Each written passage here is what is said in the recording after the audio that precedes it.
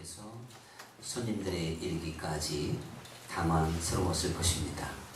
그런데 예수님께서 기적적으로 물을 가지고 포도주를 만드시게 됐을 때 사람들은 이 세상에서 느낄 수 없는 그러한 포도주의 맛과 향취 그리고 그러한 신비로운 일 앞에서 경탄하며 그 어디보다도 즐겁고 행복한 결혼잔치에 그러한 시간들을 갖게 됐을 것입니다. 이 연회장이 말하듯이 어느 누구든지 처음에는 좋지 않은 포도주를 내놓고 그 다음에는 좋은 포도주를 내놓는 것인데 어찌하여 이 집은 처음에 좋지 않은 포도주를 내놓고 그리고 이 마지막에 이처럼 좋은 포도주를 내놓는 것입니까? 이렇게 질문을 할 수밖에 없었던 것이죠.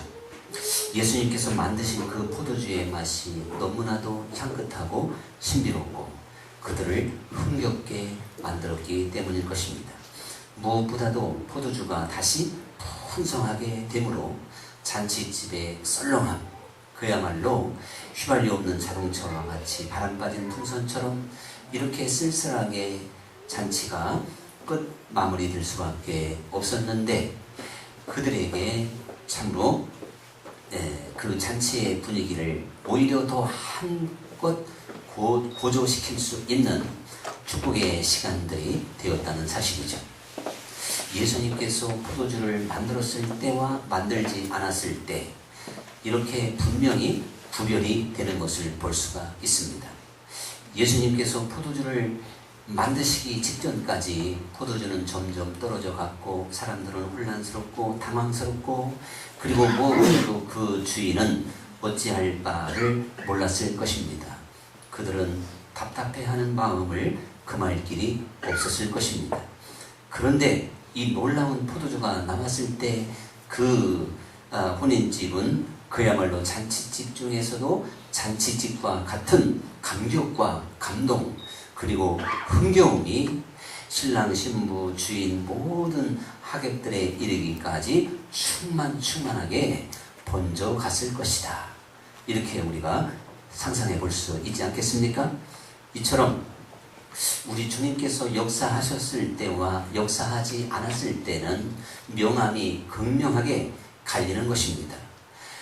오늘 예수님께서 또한 그 살아계신 하나님이 나를 위해서 일했을 때와 그리고 일하지 않을 때 다시 말하면 하나님이 어떠한 역사를 이루셨을 때와 이루지 않으셨을 때 어느 한순간 하나님은 다 일을 하시지만 결과를 보였을 때와 보이지 않았을 때의 그 차이는 실로 엄청나다고 볼 수가 있겠지요. 하나님께서 모세를 통해서 홍해 바다를 가르기 전에는 애국 군대의 말바꿈 소리와 창공 소리에 모든 백성들은 기가 질리고 혼비백산할 수밖에 없었습니다. 그런데 하나님께서 마침내 일을 하셔서 홍해 바다를 가르셨을 때는 그 백성들이 미디안으로부터 시작하여 모든 사람들이 서고치고 노래를 부르며 찬양하며 하나님께 마음껏 영광을 돌렸고 그리고 바로 방금 전까지만 하더라도 자기들을 죽이려고 이제 달려들었던 애국 군사들이 그 바다에 다 휩쓸려 가는 것을 목도하며 그들의 대적과 또한 그들을 괴롭히는 모든 세력을 일격에 꺾으시는 놀라우신 하나님을 눈으로 보며 그들의 찬양과 그들의 춤은 누가 권면할 것도 없는 자발적이고도 능동적이고 정말 기쁨과 감사가 넘치는 춤과 노래였다는 사실입니다. 이처럼 하나님의 어떠한 그 역사가 나타났을 때 하나님이 구체적으로 증거를 보였을 때 그 가운데서 누리는 우리 사람의 축복과 행복은 모든 것이 다 역전되는 것이며 새로워지는 것이며 그리고 그 전날의 모든 어두움과 사망 권세조차도 다 떠나가게 되는 걸 볼 수가 있다. 그런 이야기죠. 하나 더 생각해 보면 다니엘이 사자굴 속에 던져지는 그러한 시간이 있었습니다.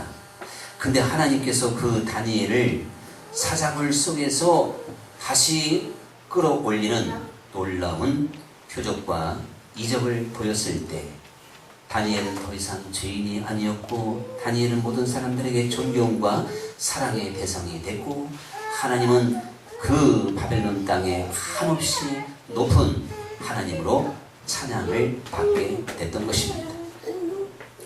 오늘 이렇게 하나님께서 이제 그 페르시아의 지배를 받으며 억눌려 있던 다니엘 시대에 모든 결박을 한꺼번에 풀으시고 그리고 다니엘에게 큰 승리를 안겨 주었을 때와 즉 사자들의 입에서 구해낸 그 표적과 이적을 행했을 때와 행하지 않았을 때는 너무나도 그 명암이 차이가 나는 겁니다.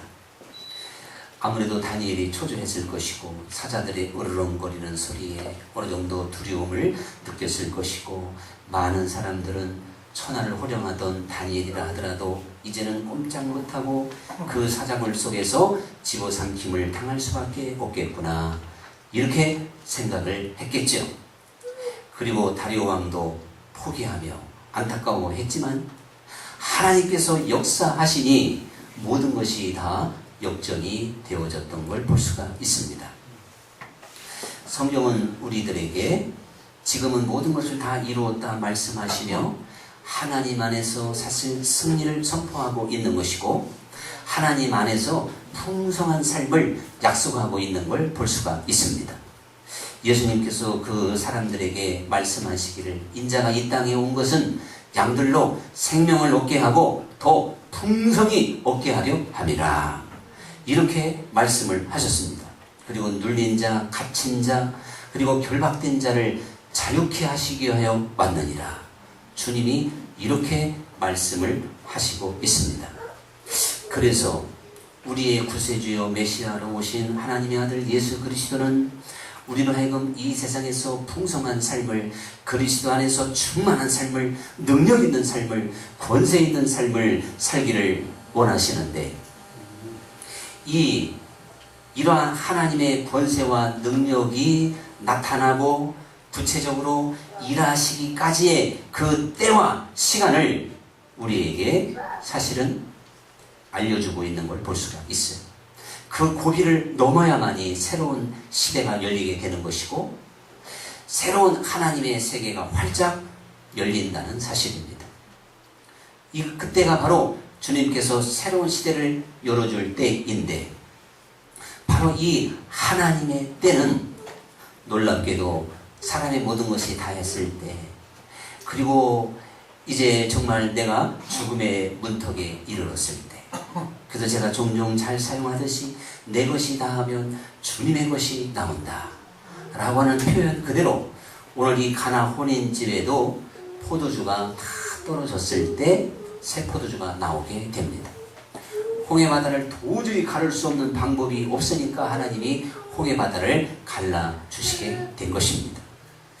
그러므로 하나님이 우리 사람들에게 항상 이것을 어떻게 보면 시험 아닌 시험을 하고 있는 것을 볼 수가 있어요. 우리는 반드시 이 고비를 또한 이 순간을 경험하고 하나님의 것을 항상 얻게 하셨던 것을 보게 됩니다. 사람들의 생각은 미리미리 하나님이 막아주고 미리미리 피할 길을 예비하시고 미리미리 해결해 줬으면 얼마나 좋을까. 그것은 사람의 생각이고 사람의 때인 것입니다. 이 가나 혼인집이 마지막 이제는 한 주전자 포도주가 남았을 때 예수님이 좀 새 포도주를 만들어줬으면 얼마나 좋을까요? 그리고 홍해바다 앞에서도 애국 군사가 보이지 않을 때 홍해바다를 갈라주었으면 얼마나 좋을까 이렇게 생각할 수도 있습니다. 그리고 다니엘을 사자굴 속에 집어넣을 때 돌문이 열리기 전에 이제 또한 그 사자들의 그 입구가 문이 열리기 전에 하나님이 좀 막아줬으면 얼마나 좋을까. 이것은 사람의 생각입니다. 하나님은 철저하게 하나님이 언제 역사하시고 언제 일하실 때를 아시는데 그 하나님이 일하실 때 하나님이 역사할 때는 사실 우리가 죽음을 경험하는 순간이고 내 것이 다 해지는 순간이고 사람이 할 수 없다고 할 때 그때까지 하나님은 기다리게 하시고 꼭 일하신다고 하는 것을 우리는 잘 알아야 된다. 그런 이야기죠. 우리가 한번 예수님의 경우를 생각해 볼까요? 예수님이 사실 좀 죽지 아니하시고 그리고 하나님이 이 인류를 구원해 주셨으면 얼마나 좋겠습니까? 그런데 예수님이 붙잡히셨을 때 하나님이 강하게 역사하셔서 붙잡히지 않게 하실 수도 있고, 조롱을 받을 때, 침뱉음을 당할 때, 뺨을 맞을 때, 십자가의 못을 박을 때 죽기 전에 하나님이 역사하셔서 메시아를 선포할 수도 있었는데, 그 하나님은 그 예수님이 완전히 죽으시고 물과 피를 다 쏟으실 때까지 잠잠히 기다리셨다가, 그리고 죽음 후에 하나님의 영광을 나타내셨고 부활을 이제 시켜 주셨던 것을 우리는 알게 되는 겁니다. 기독교의 진리는 항상 이렇게 되어져 있어요.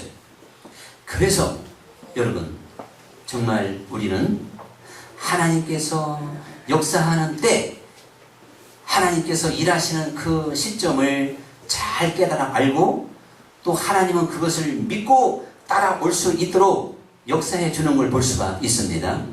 그래서 어느 시대나 모세가 그랬고, 여호수아와 갈렙이 그랬고, 사실은 다니엘도 그랬던 거예요. 아브라함도 아들 이삭을 죽여도 다시 살릴 것을 믿고 바치게 됐다는 것 아닙니까? 하나님이 일하실 때는 사람으로 하여금 믿음을 갖게 하시고 믿음을 주시고 일하시는 좋으신 하나님이십니다. 그러므로 대한민국의 하나님이 어떠한 거창한 일을 하신다고 할 때 말이죠, 하나님께서 하시는 일을 단 한 사람이라도 그것을 확실히 믿을 수 있고 깨달을 수 있다면 그것은 틀림없이 그렇게 되는 겁니다. 어느 시대나 깨어있는 사람이 하나님의 일을 믿을 수 있고 하나님의 때를 또한 기다릴 수가 있는 줄 믿으시기 바랍니다. 오늘 우리는 이 고비를 경험하지 못하고 이 순간이 없이 그냥 하나님이 일하시고 역사하시고 해결해 주기를 원하는 경우가 너무나도 많습니다. 그렇게 되면 하나님이 원하시는 온전한 열매를 맺을 수가 없습니다. 오늘 우리는 무엇보다도 영적 세계를 생각해 보면 정확한 답이 나옵니다. 여러분, 주님께서 아무든지 나를 따라오려거든 자기를 부인하고 또한 날마다 자기 십자가를 지지 않고는 결단코 나를 따라올 수 없다고 그랬습니다.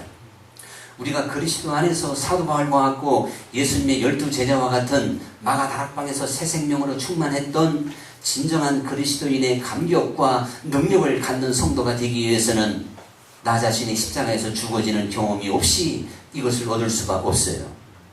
그러므로 모두 다 지식적으로 교리적으로 예수님을 만났기 때문에 그 예수님께서 열어주시는 진정한 풍성한 삶, 영적인 삶, 내 육신의 삶에 더 이상 끌려가지 않고 이기고 다스리고 정복하는 감격한 주님 안에서 성령의 열매를 맺는 이러한 삶을 경험할 수가 없습니다.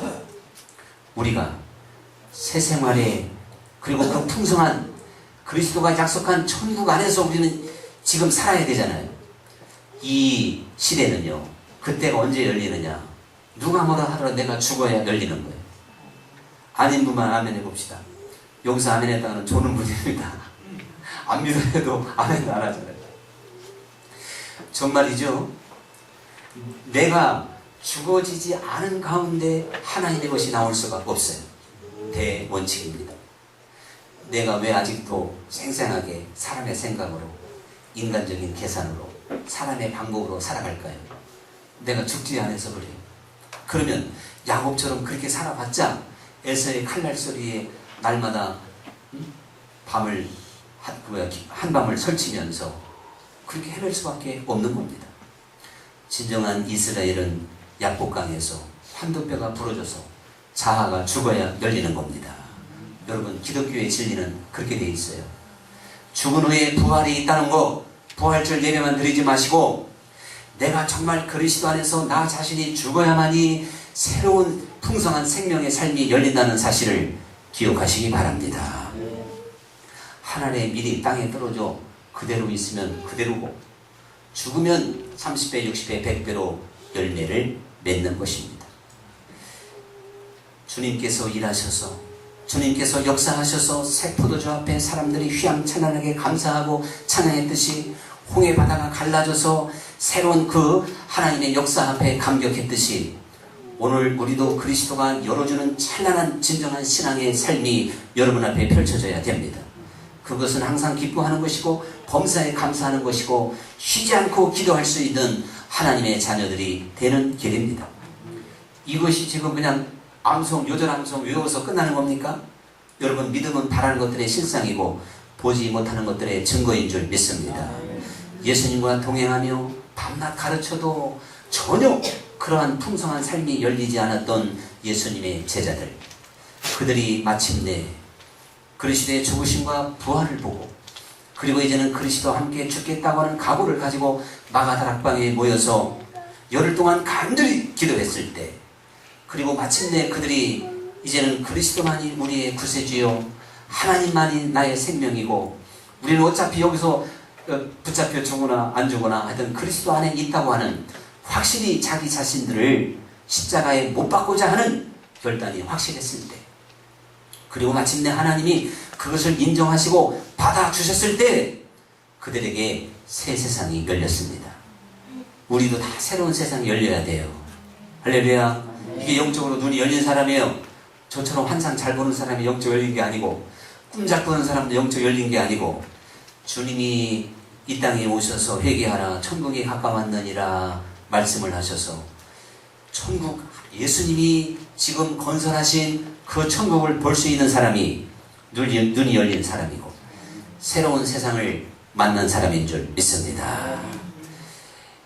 옛날 60년대, 70년대, 80년대까지만 하더라도 저 시골에서 일하던 분들, 논두렁 밭두렁에서 아니면 산천, 어촌에서 일하던 사람이 서울 종로 바닥에 오면요, 눈이 희등을 해가지고 이거 별천지 다닌다, 이렇게 하겠죠?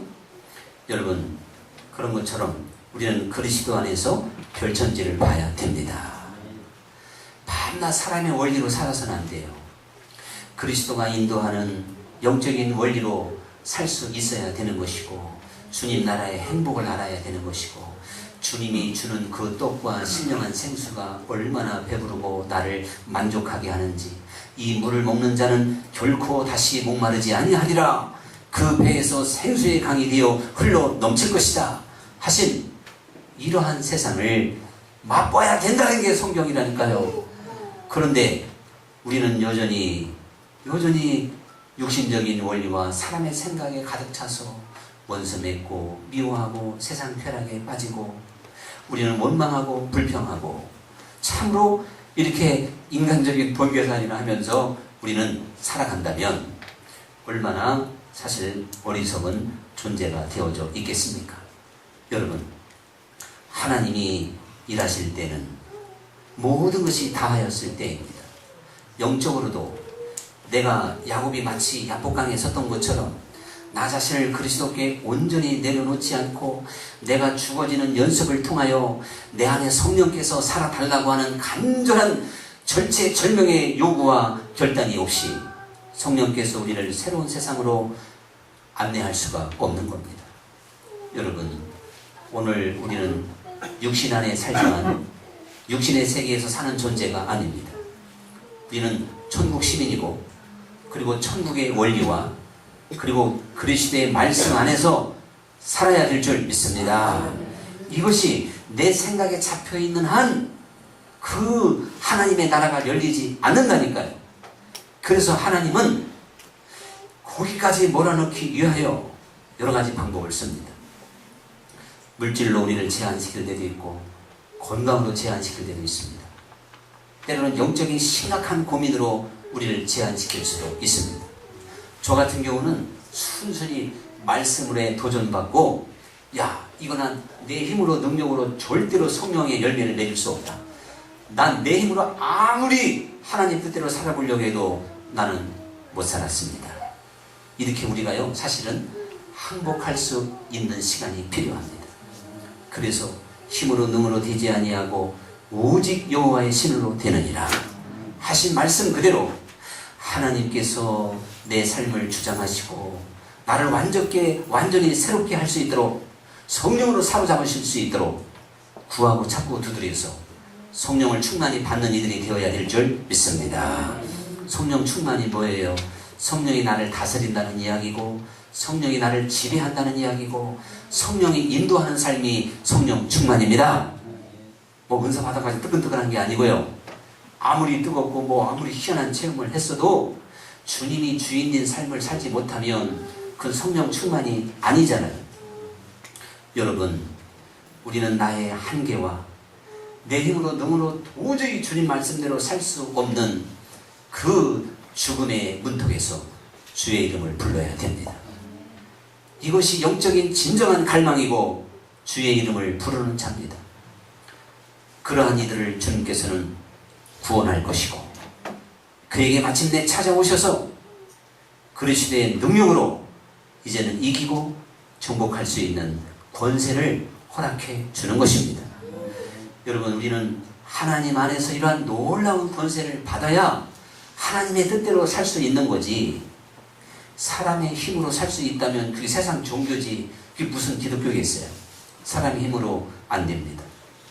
하나님은 잠잠히 우리로 하여금 말씀 안에서 내 힘으로 능으로 도저히 이룰 수 없는 그 엄청난 말씀의 세계 앞에 무릎 꿇게 하시는 분입니다.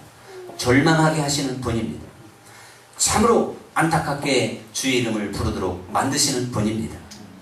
그때 주님이 나를 구원하시고 내게 놀라운 성령의 능력을 부어주실 때 우리는 그리스도 예수의 마음을 배우게 되는 것이고, 그리스도의 향기를 발할 수가 있는 것이고, 주님의 편지가 되어서 많은 사람들에게 빛이 되고 소금이 되는 사람이 되는 것입니다.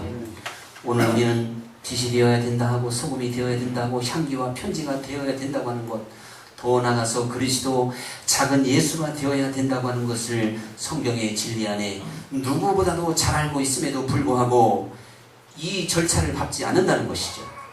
그렇게 되기 위해서는 마지막 고비를 넘어야 된다니까요. 죽음의 문턱 앞에서 절규해야 된다니까요.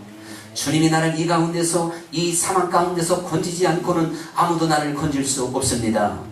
하나님 앞에 이렇게 이것이 원인이고 한이 되어서 간절히 기도하는, 그래서 성령의 도움을 구하는 하나님의 자녀들, 그 사람이 바로 지금 구하고 찾고 두드리는 사람입니다. 내 육신적인 소원을 위해서 나 100일 철야했는데요, 그 나라와 의를 1분도 구한 적이 없습니다. 나 뭐 잘되게 해달라고 내가 금식하면서 100일 철야했는데요, 미안하지만 하나님이 들으실 만한 기도는 1분도 안 했습니다. 여러분, 하나님이 지금도 기뻐하시고 지금도 귀 기울이는 기도는, 주여 내가 어떻게 하면 영적인 사람이 될 수 있겠습니까? 내가 어떻게 하면 그 나라와 백성의 의의 백성답게 살아갈 수가 있겠습니까? 이게 존 웨슬리의 고민이었고 평생 고민이었어요. 다른 게 아니고요. 오늘 우리가 무엇을 먹을까 무엇을 마실까 때문에 고민하며 근심하며 금식하며 백날 기도해도 하나님 보좌를 움직이지 못합니다. 오직 육성이 강한 나 자신을 바로잡지 못하는 나, 그리스도 앞에 나를 부인하지 못하는 나, 육적인 생각에 사로잡힌 나를 놓고 하나님 앞에 단판을 쳐야 됩니다. 나를 축복하지 아니하면 결단코 놓지 아니하리이다.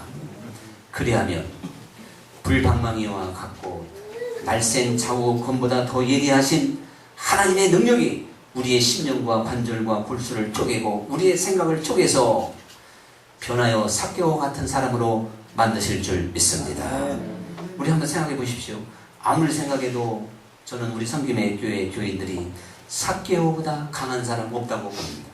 삭개오보다 고약한 사람도 없고, 삭개오보다 만포따리가 삐뚤어진 사람도 없고, 삭개오보다 원망 불평에 빠진 사람도 없습니다.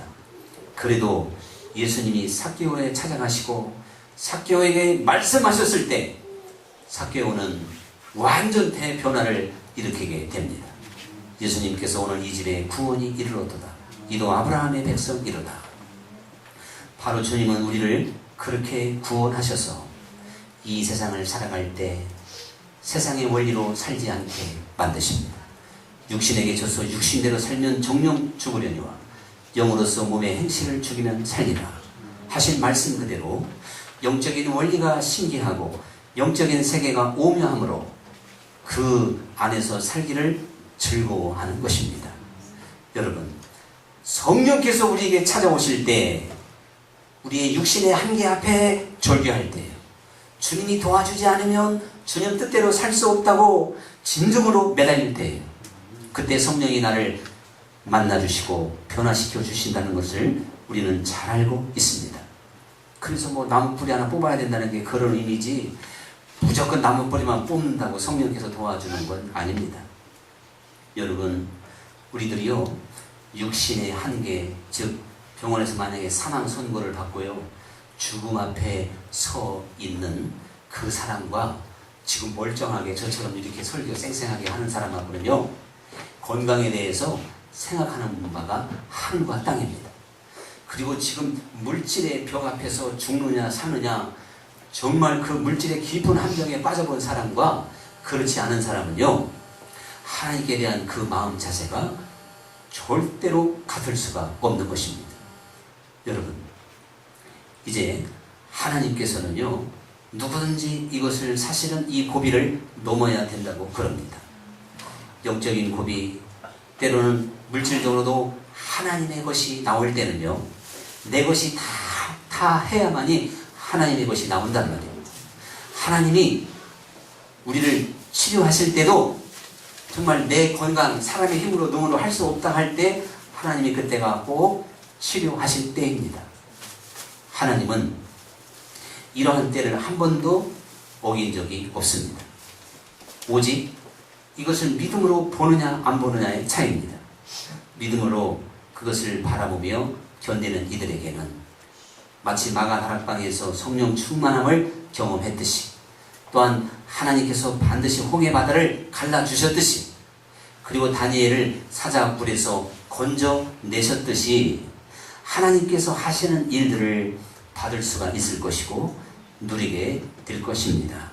그러므로 우리는 하나님께서 성경 전체를 통해서 언제나 하나님이 살아계시기 때문에 언제 일하셔야 되고 언제 역사하셔야 될 그 시간을 너무나도 잘 알고 일하시는 하나님을 볼 수가 있어야 되는 거죠. 저는 손자 손녀는 없었지만 조카들이, 제가 막내이기 때문에 어린 조카들을 몇 번 돌본 적이 있어요. 어린 시절에. 그러면 이제 걷기 아장아장해서 시골 마당에는 위험한 것도 많잖아요. 거름더미도 있고, 저 사랑방에는 또 군불 떼느냐고 막 모닥불이 활활 칠 때도 있고, 가마솥이 펄펄 끓을 때도 있어요. 그러면 어린 조카, 아무것도 모르는 조카는요, 지 마음대로 막 걸어가는 것 같아요. 근데 결정적일 때 제가 탁 제재한단 말이에요. 거기 못 가겠어요. 그 아궁이 앞에 있을 때, 그 펄펄 끓는 가마솥에 손을 넣으려고 할 때, 거름더미 빠지려고 할 때, 또 시골에는 화장실도 밖에 있어요. 화장실 문이 열려 있으면 그 화장실로 들어가려고 할 때는 여지없이 제가 막았습니다. 여러분, 근데 그 조카는요, 아무것도 몰라요. 그냥 지 마음대로 걸어 다니는 것 같아요. 하나님은 우리의 모든 것을 아셔서 참으로 하나님이 건져낼 때 건져내시고, 일할 때 일하셔야 진짜 하나님이죠. 시도 때도 없이 아무 때나 일하시면 그거는 재수 좋아서 된 거고, 그거야말로 운이 좋아서 된 거지 하나님이 하신 일이 아닌 겁니다. 하나님은 정말 기가 막힌 시간에 하나님의 역사를 항상 나타내셔서, 이 모든 일들이 하나님으로부터 온 것이구나 하는 것을 항상 우리에게 보여주는 분인 줄 믿습니다. 그래서 주님의 것을 먹고 마시며 감격했던 우리들처럼 이러한 고비를 넘은 사람들이 하나님의 영광을 위해서 살 수 있어요. 주님이 이제 이 건강도 제 것이 아닌 걸로 여겨서, 그전에는 제가 건강관리 잘하고 맛있는 거 잘 먹고 영양보충 잘하면 건강한 줄 알았는데 그게 아니고, 주님이 제 생명을 지켜줘야 되고, 주님이 제 사업과 직장을 지켜주셔야 되고, 물질과 건강과 영적인 은혜, 이 모든 것이 다 하나님의 것이 나와야만이 내가 누릴 수 있는 행복이라는 것을 믿을 수 있도록 해주시는 줄 믿습니다. 이러한 고비 없이, 이런 극한 상황 없이 받은 것은 다 사람에게서 저절로 생긴 줄 알고 착각해서 하나님께 영광이 안 되는 것입니다. 오늘 우리는 살아계신 하나님을 믿고 있습니다. 여러분, 인생의 어느 시점에 위기가 찾아올 수도 있고 특별히 영적인 큰 도전 앞에 놓여져 있는 분들은 바로 고민하고 염려할 수밖에 없다면 하나님의 답이 있는 줄 믿으시고, 내가 정말 어찌할 수 없는 영적인 혼돈과 곤고와 그리고 약함 속에 몸부림칠 수 있다면 최고의 행복이 아니겠습니까? 그 가운데서 그 어둠을 벗겨내시고 그 결박을 풀어주시고 나로 하여금 그리스도 안에서 자유하게 하시고 승리하는 삶을 열어주실 그 하나님의 이름을, 또한 성령의 도우심을 간절히 구하는 가운데 그러한 시대가 우리 모두 앞길에 영적으로 육적으로 활짝 열릴 수 있기를 간절히 축원합니다. 오늘의 찬양 드리겠습니다.